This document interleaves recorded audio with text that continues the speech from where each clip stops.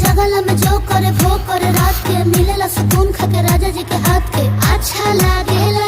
कमर ककरी से भइल काटा हराबा हो गलिया लागेला जान टमाटरबा हो गलिया लागेला जान टमाटरबा हो। कहे तोर गया तुझको मैं पार करना अपने लिखल पहले हम के खिया करना तबे भइल बा कमरिया मोर चाह करना तबे भइल बा कमरिया मोर चाह करना चाह करना।